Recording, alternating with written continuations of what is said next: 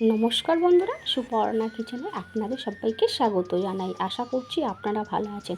আজ আমি বানাবো আমোদি মাছের তেল ঝাল। খুব সহজ একটি রান্না, যে গরম ভাতের সাথে খেতে খুবই ভালো লাগে। আশা করছি রেসিপিটা আপনাদের ভালো লাগবে। আর রেসিপি ভালো লাগলে লাইক করবেন, শেয়ার আর সাবস্ক্রাইব করে দেওয়ার অনুরোধ রইল। এখানে আমি 500 গ্রাম আমোদি মাছ নিয়েছি, নিয়ে কেটে ধুয়ে পরিষ্কার করে নিয়েছি। স্বাদ মতো লবণ, লঙ্কার গুঁড়া, হলুদ গুঁড়া দিয়ে ভালো করে মাছটা মাখিয়ে নিয়েছি। এই মাছ যখন কাটবেন অবশ্যই মাথাটা কেটে বাদ দেবেন। মাছের মাথার মধ্যে দুটো ছোটো ছোটো পাথর থাকে, এটা খাওয়ার সময় গালে পড়ে।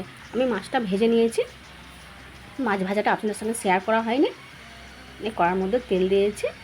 একটা কড়ার তেল গরম হলে একটা তেজপাতা, একটা শুকনো লঙ্কা আর 5 ফোড়ন দিয়ে ভেজে নিয়েছি। নেওয়ার পরে একটা বড় সাইজের পেঁয়াজ দিয়ে আমি এটি অরেঞ্জ কালার না আসা পর্যন্ত ভালো করে ভেজে নেব।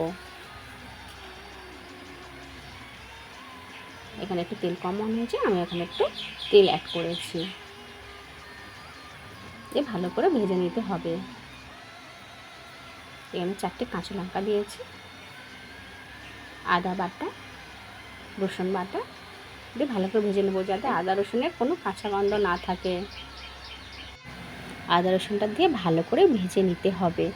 এখানে আমি আদা রসুন ভালো করে ভেজে নেওয়ার পরে একটা বড় সাইজের টমেটো দিয়েছি। টমেটোটা দিয়ে ভালো করে কষিয়ে নিতে হবে, যাতে টমেটোটা ভালোভাবে সেদ্ধ হয়ে যায়। ভালো করে কষিয়ে নিয়েছি। এখানে স্বাদ মতো লবণ, লঙ্কার গুঁড়া, হলুদ গুঁড়া, জিরের গুঁড়া, ধনিয়ার গুঁড়া দিয়ে ভালো করে কষিয়ে নিতে হবে। আপনারা যেমন ঝাল খাবেন তেমন ঝালের পরিমাণটা দেবেন। অল্প একটু জল দিয়েছি, যাতে মশলাটা নিচে থেকে ধরে না যায়। দিয়ে ভালো করে কষিয়ে নিতে হবে। এইভাবে মশলা ভালো করে কষিয়ে নিতে হবে। আর মশলা যত কষাবেন তরকারির স্বাদ ততই বাড়বে। এইভাবে কষিয়ে নিতে হবে। দেখুন বন্ধুরা, মশলার গায়ে থেকে তেল ছেড়ে এসছে। পরিমাণ মতো জল, আমি গ্রেভি বেশি করব না, অল্প পরিমাণে জল দিয়েছি। আমোদি মাছের গ্রেভি কম করলে তরকারির টেস্ট বেশি হয়। এখানে গ্রেভিটা ফুটে গেছে। ভাজা আমোদি মাছ গ্রেভির মধ্যে দিয়ে দেব, দিয়ে হালকা নাড়াচাড়া করে নেব।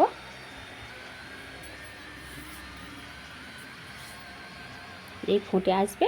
আমি এখানে সর্ষে আর পোস্ত একসঙ্গে বেটে নিয়েছিলাম, এই গ্রেভির মধ্যে দিয়ে ভালো করে নাড়াচাড়া করে নেব। ওপর থেকে গরম মশলা গুঁড়ো ছড়িয়ে দিয়েছি। আমার এই রেসিপি আপনাদের কেমন লাগছে অবশ্যই কমেন্ট করে জানাবেন। আর আমার এই ভিডিও আপনারা পৃথিবীর কোন প্রাণ থেকে দেখছেন অবশ্যই কমেন্ট করে জানাবেন। কয়েকটা কাঁচা লঙ্কা চেরা ওপর থেকে দিয়ে দিয়েছি, দিয়ে কাঁচা সর্ষের তেল ওপর থেকে অবশ্যই দিয়ে দেবেন।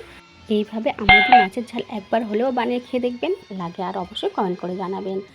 আজ এই পর্যন্ত, আবার অন্য কোনো দিন অন্য রেসিপি নিয়ে আপনাদের সাথে দেখা হবে। আপনারা ভালো থাকবেন। ধন্যবাদ।